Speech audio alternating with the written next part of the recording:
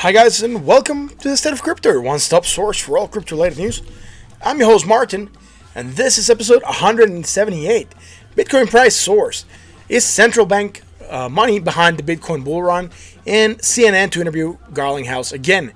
Now, if you're catching this from live, welcome. And if you're catching the replay or have any suggestions for us, please leave us a comment below.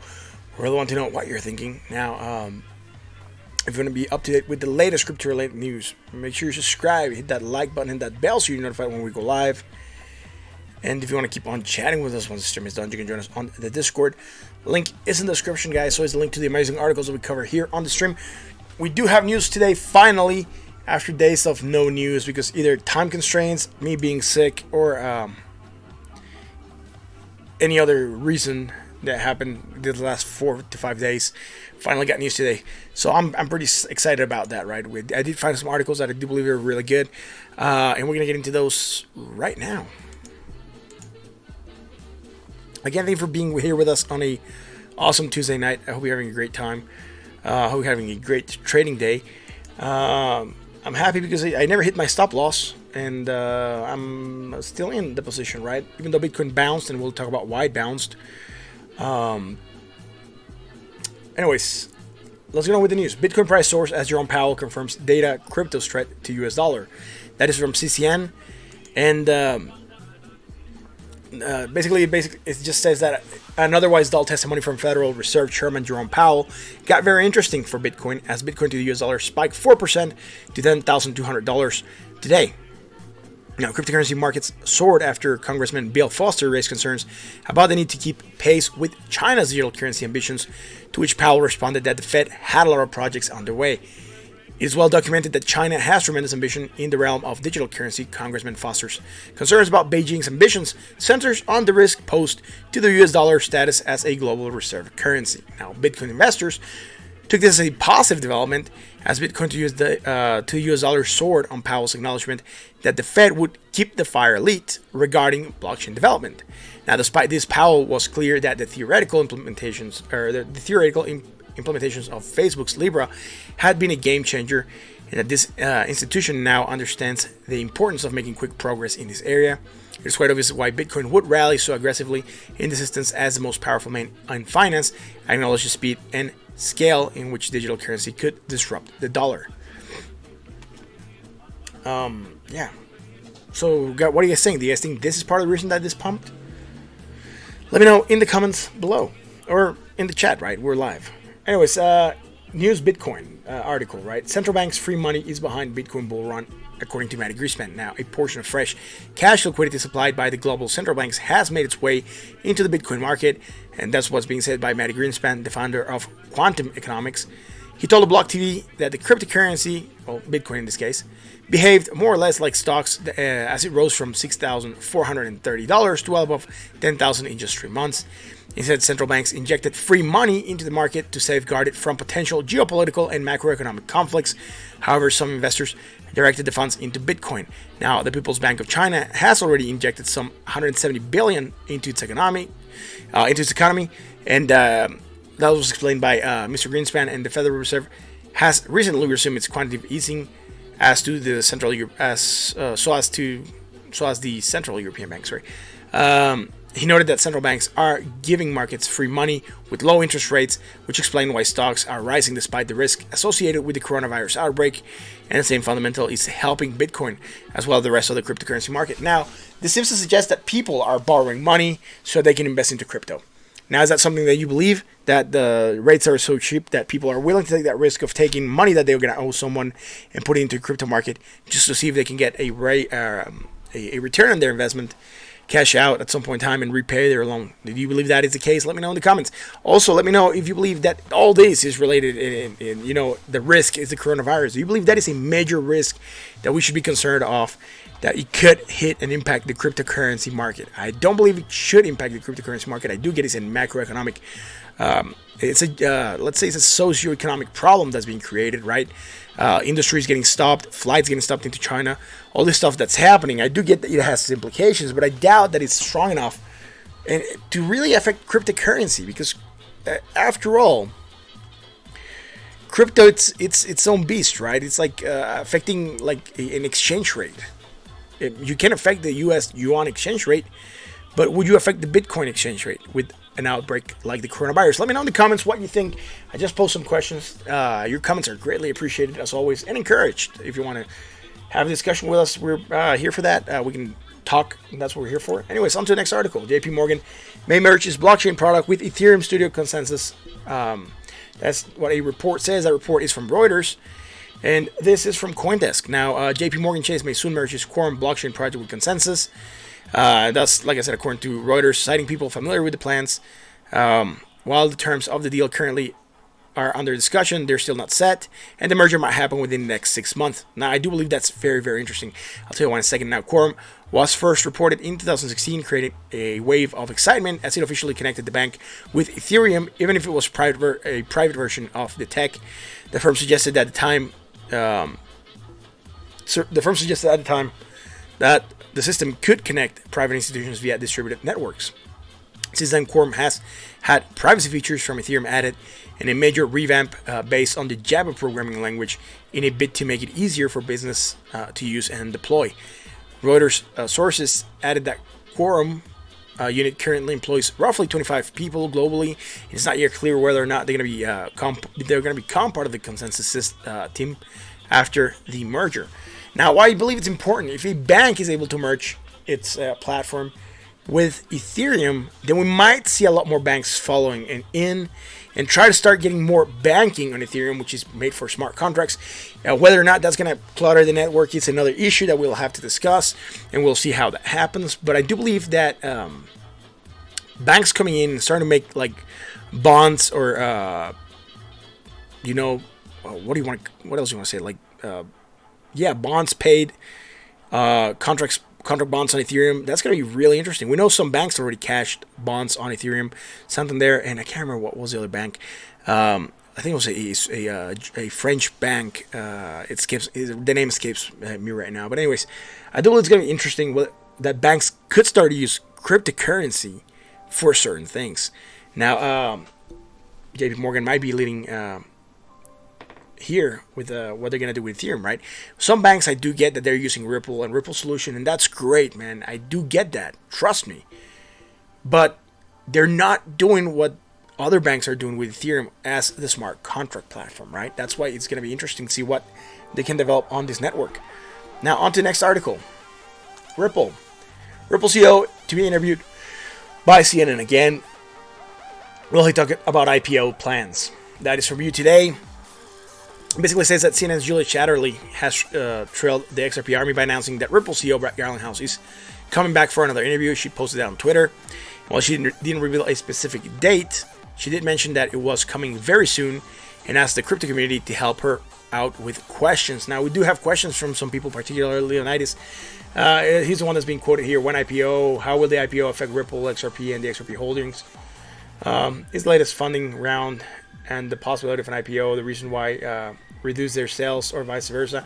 How many customers at the moment and how many on-demand liquidity? How many on-demand liquidity changes partners right now?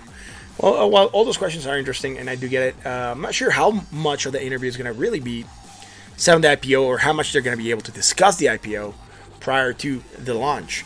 Now, that's it for the news. We're going to jump onto the technicals. Guys, thanks for being here with us again. Let me put this small technicals intro as we keep on going with this show.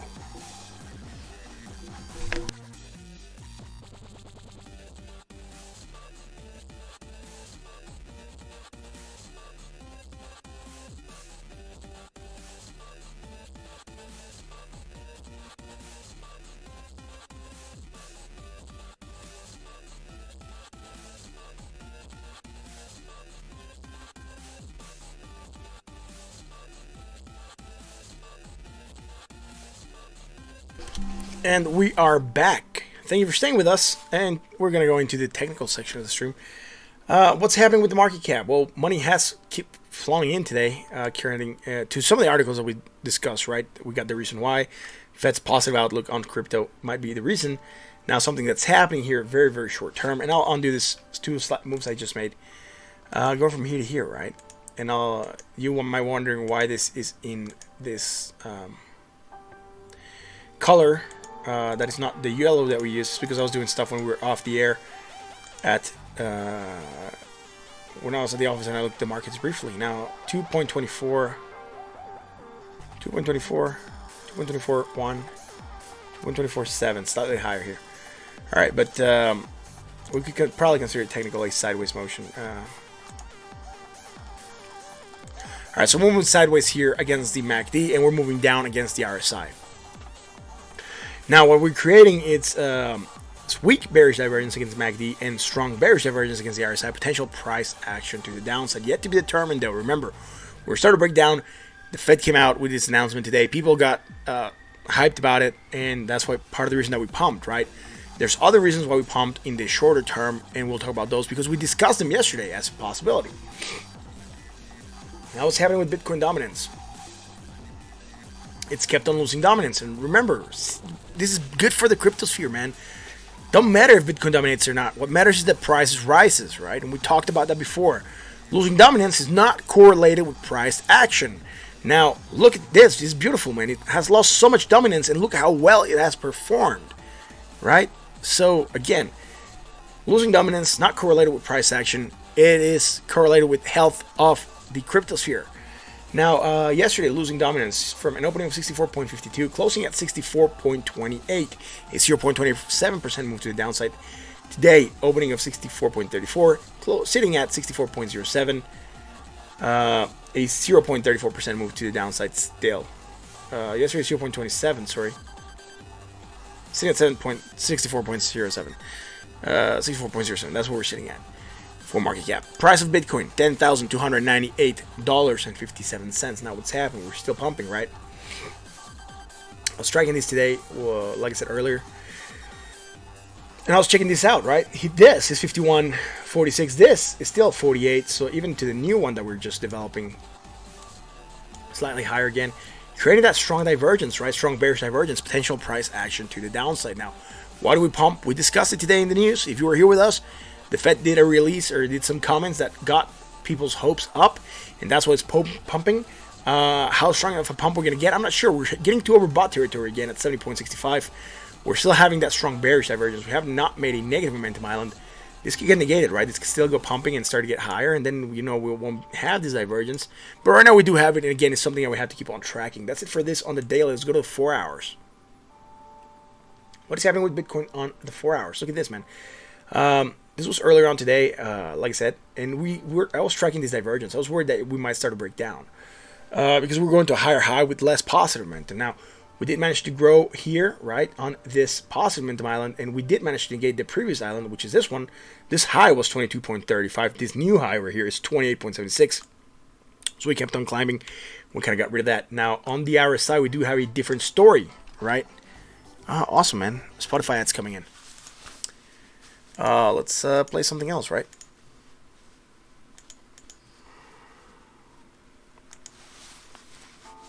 There we go. Awesome. So we do have that strong bearish divergence still against the RSI. Again, part of the reason that we could potentially start to break down. Can it get negated? Yes, it does have to pump a lot, and then we might get this negated. We could go and break below the 20 MA, but we did have bullish divergence yesterday, hidden bullish on the 4 hours. And we called it out, and we said it was a potential that we might start to round off around this area and try to pump. And look at what happened. We round off around that area and started to pump, right? We did say we were probably going to face the 20 MA, and we got above it at 9 a.m. or earlier on today, particularly on that Fed announcement, right? Stuff we talked about, guys. We talked about this potentially happening, right? Rounding off and starting to go higher. Now we're talking about potentially starting to move down. However, yet to be determined if this is going to be play out, right? We need to see whether or not we keep on pumping. Now, that sitting bought on the RSI at 67.71. Let's go to the 1 hour.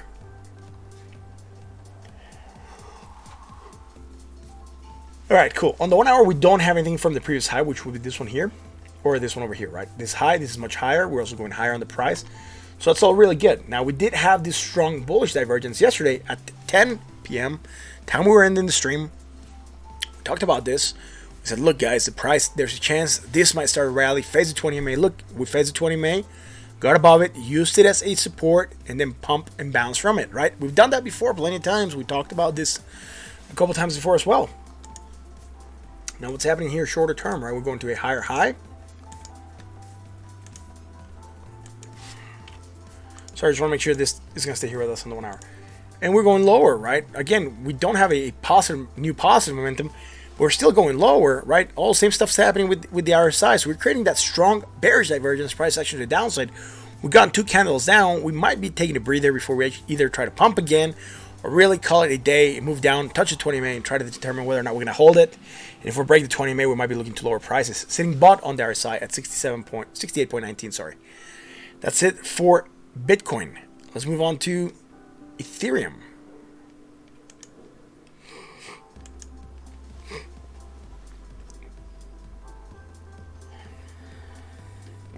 Ethereum dominance on the daily. What's going on with Ethereum dominance on the daily? Gain dominance yesterday, 2.16%. Gaining dominance today, 2.22%. Sitting at 9.16% of market cap. Above 9. Look, dominance for Ethereum has recovered to where it was back in October. That is amazing. XRP has not even recovered to 5%, man.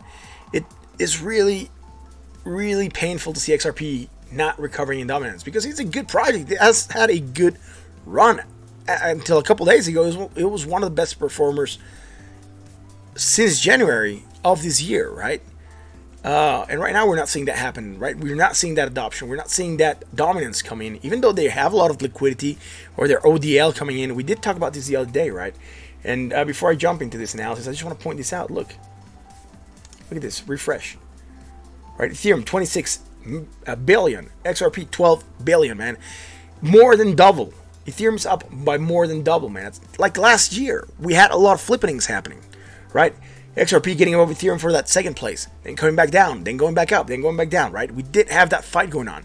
And since then, Ethereum just like really took off, and XRP was just like, left in the dust. Sucks, man. It really sucks because I do like the project, and I am hodling it. It's just whatever, man. I guess that's the way XRP is. Anyways, Ethereum sitting at $244.92. Now what's happening on the daily? We're still pumping, right? We haven't made any kind of divergence. We might be making some here in the shorter term. 426, 425. Very, very slight slanted divergence. That's what I can call right now on Ethereum. That's the only thing we have on Ethereum. Sorry, I did something. There we go. That's the only thing we can call right now on Ethereum. Now, going here, slightly down, right? Creating that strong bearish divergence. And on the other side, we also have it. But another small pump, and we're probably going to get rid of this, man. We're just going to be even, right? We're going to create a different type of divergence. We'll be making weak bearish divergence. Potential price action to the downside.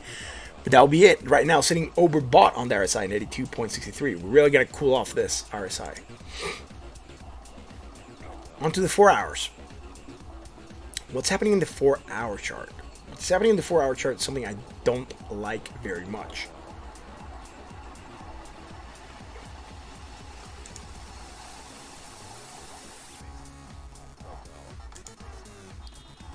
I have to trace these backwards because it just wants to use the other point that I have as a connection point, and I don't want that to happen.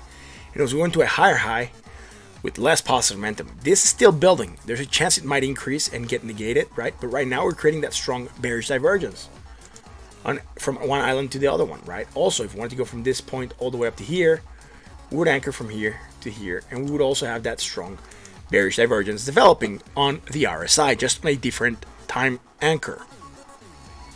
Now we're sitting at 72.30 on the RSI, overbought, and a chance we might start to come back down, right? That's all I have for Ethereum. We were calling that bullish divergence, right? That price action to the upside, hidden bullish. We did get it. Again, it played out beautifully. Now I'm seeing this, and if this pumped on news, the hype can die out, and then we might start to see this come down again to its natural course. That's one of the options. If we go down, we have the 20 MA to look forward to. We did get some expansion of the Bollinger Bands. We were getting tightness. And, that's about it. That's about it for Ethereum on the 4 hours. Let's go to the 1 hour. Oh, snap. I forgot to leave this stuff anchored onto the 4-hour chart, man. Now it's coming here to party with us on the 1 hour, right? So we'll change this real quick. There we go. What's happening on the 1 hour chart? Okay, we're creating that divergence again. Look how high we're going now, right? Look how much higher we just went. right? Higher high, much higher high than our previous high. Look at where we're at on our positive momentum, right? We're diverging strongly. We're losing that positive momentum. Strong bearish divergence, potential price action to downside. We have been seeing some moves to downside, but we seem to have plateaued here. Bulls might be trying to get this price higher. If we do, we might anchor it to somewhere lower and still create divergence. Right now, we don't have it on the RSI, but if we do pump from here, we're probably going to create divergence on the RSI and then crash from there. Strong bearish divergence. That's what could potentially break us down. And we're still sitting overbought on the RSI at 73. 73 on the dot. That's it for Ethereum, guys. I'm going to move on to XRP. What's happening with XRP on the daily? XRP on the daily. Sitting at 4.30% of market cap. Again, yesterday it lost against 1.11. Today it's trying to gain it 1.41, but it's facing the 20 MA. It might be rejected. We're starting to make negative momentum and sitting neutral on the other side at 46.93. Now the price of XRP, 28 cents, 28.814 cents. Am I happy? Yeah, I mean, I can't complain. We did break down. Next day we undid it. So again, it's a reversal, indecision in the market. Am I happy? Yeah, man. If we close in this area, I'm happy, right? Confirm closing and above. Really get above here because we've been flirting with the 27.911 a couple times today. Now, getting above that certainly gives me a lot more peace of mind. Now, we did also here come down to, what's the low? 26.707. We have our support at 26.692. We've held it again 1, 2, 3 days, 4 days. It's very valid support. We've been trying to hold this area as well, like 1, 2, 3, 4, 5. In the short time scales, we've tried to hold it many more times. Now what's happening here on the daily, right? High than our previous high. And we're going from a positive momentum to less positive momentum, right? So again, creating that bearish divergence. And we also have it here on the RSI, right? Sitting overbought on the RSI at 70.54. Let's go to the 4 hours. Now what is happening on the 4-hour charts? It's going to be also important.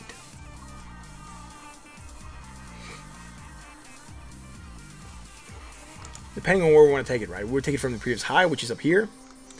We'll go from here to here and call a downward motion, right? A loss of positive momentum. Now this can keep on building, and we'll see what happens there. Now, if I anchor from there, I have to anchor from way back here to here, which is obviously much higher. And again, we'll be creating that strong bearish divergence, potential price action to the downside. Do we have it on the RSI? Heck yeah, man. We would have it even from the shorter term, right, on the RSI. So from here to here. And from here to here, man, right? I probably forgot to set all this on the 1 hour. Yes, I did. FML. Sorry, I just sent it to the 1 hour. I should have left that on the 4 hours. Clean up crew on aisle 2. Sorry about that. On stream sneeze.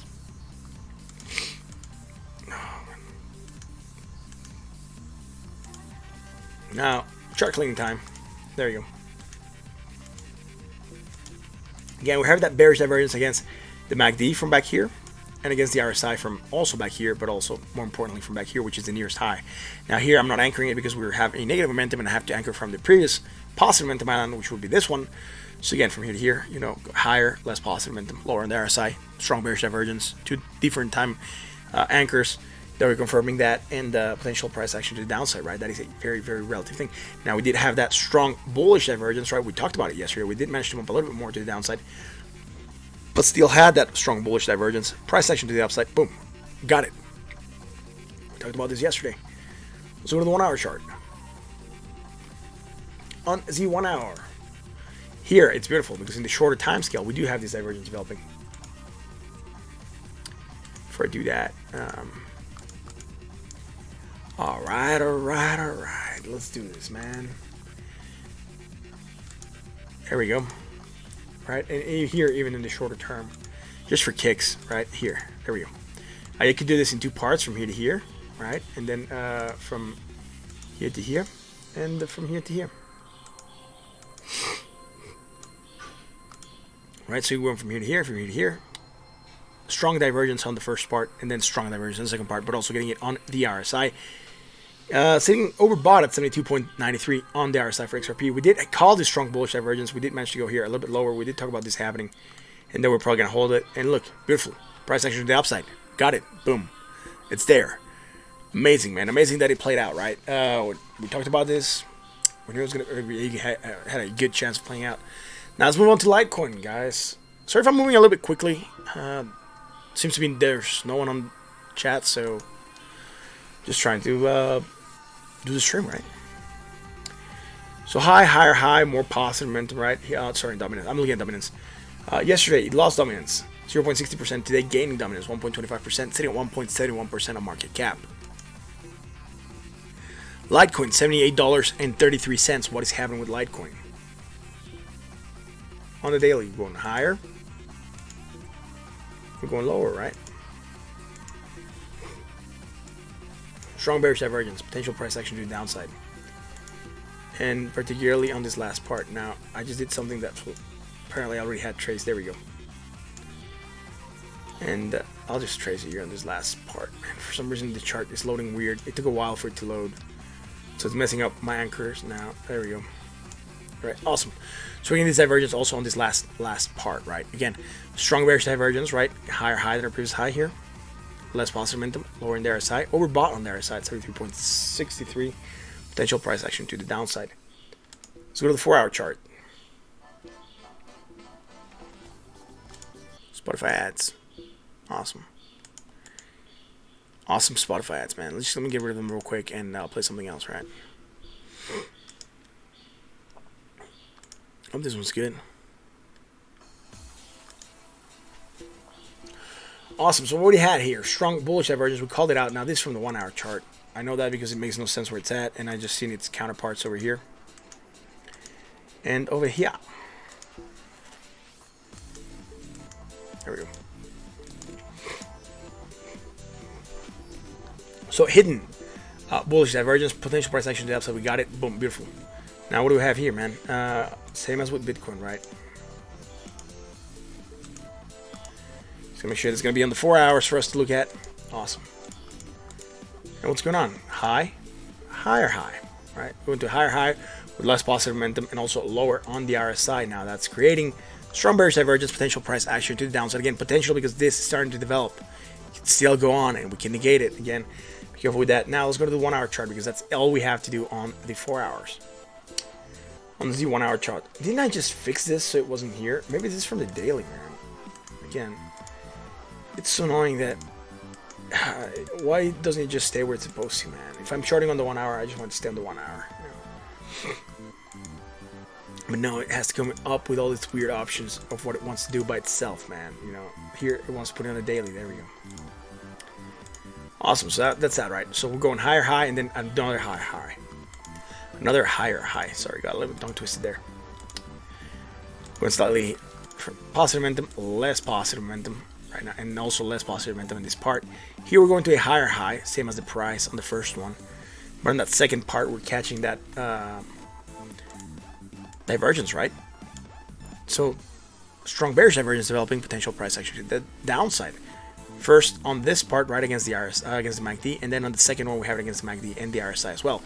We're bought on the RSI at 73.48, potentially part of the reason why we can start coming down and cool off the oscillator, right? Particularly the RSI. That's it for Litecoin. Let's go to Binance.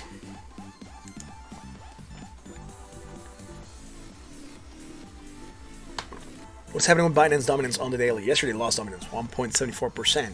Sorry, 1.74%. Today losing dominance 1.45%. Sitting 1.36% of market cap. The price of Binance $25.66. Man, don't you wish you would have bought some Binance? Yes, I do. We had strong bullish divergence, called it out a while back, played out beautifully to the upside again.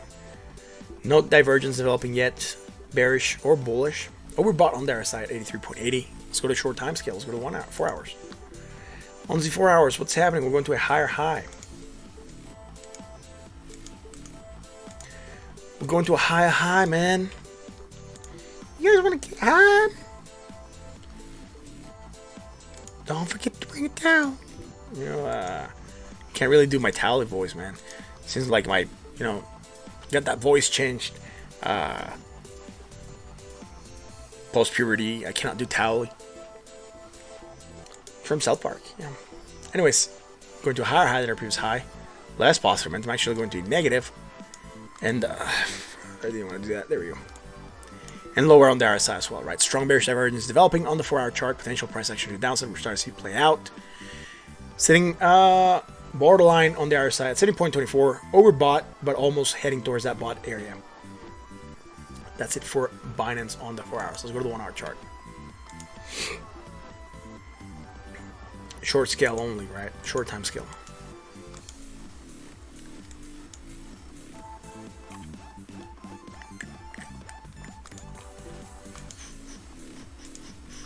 Again, going to a higher high, less positive momentum, lower on the RSI. Strong bearish divergence on the 1 hour, movement to the downside. We're getting it, rounding off around this area. Might be trying to like avoid the 20 MA, but if we hit it and we don't hold it, we might look to lower prices. That's it for this, guys. Thank you for staying with us. Thank you for watching this show. I do appreciate each and every one of you guys. I'm not sure who's watching. If you want me to look at something in particular, let me know on the chat. Otherwise, I'm going to call it a stream for tonight. No stream tomorrow, guys. It's Wednesday, and today I got informed at the office that I have to travel. I'm going to be out of town Friday, Saturday, Sunday, Monday, Tuesday, and probably Wednesday of next week still. I'm basically flying out without a ticket back to fly back, right? It's a one-way ticket right now. It depends on how long the operation that I'm going to go and supervise is going to be, basically. And I'm just going there as commercial support for we do have a lot of people coming in from a lot of places, Russia and Peru, and so I have to go there and support my operations manager because I handle all the commercial part, so I have to be there, and I'm gonna be out of town, which is cool because I want to talk with my clients, right? So I'm not sure how those streams are gonna work. Right now I said there's no stream. The internet connection at the hotel is probably gonna be Wi-Fi. It's not gonna be the best, so they're probably gonna be just static videos. I will upload, or I'll try to upload daily, depending on how good it is, whether or not I can get the sound to work properly. Last time I was traveling, it was horrible. That's why I bought this small mic that I used the other day to get the stream going, right? This small Samsung Go mic, which is going to be my go-to travel mic. No sponsored by anyone, just saying that's going to be my travel mic. I do have these small lights that I'm probably going to take one with me in case I want to illuminate my face and I want to do a stream with me showing my face. Otherwise, it's going to be a static video. You're not going to see my face. And I'm just going to basically, you're just going to be watching the screen as I go through the news and the analysis. In case that is what happens, I'm going to have a news segment and then an analysis segment, and they're going to be uploaded separately onto YouTube. And that's how I'm going to be able to communicate with you through those days. I'll probably be on Twitter. I'm not sure if I'm going to be able to be on Twitter that much. Because the operation is probably going to be demanding my attention, and particularly the clients are going to be demanding my attention. But other than that, I should be coming back hopefully by next Tuesday, and we'll see how things are by then. And yeah, tomorrow no stream on Thursday of this week, and then no stream Friday, Saturday, and Sunday. Yet to be determined how they're going to be, right? Anyways, guys, thanks for watching. If you like what we do, you know what to do. Hit that like, that bell, that sub so you're notified when we go live.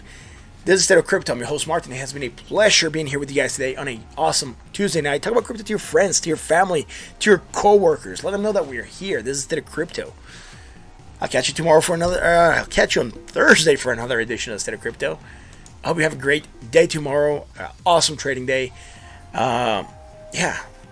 Practice safe trading, guys. I'll catch you again Thursday.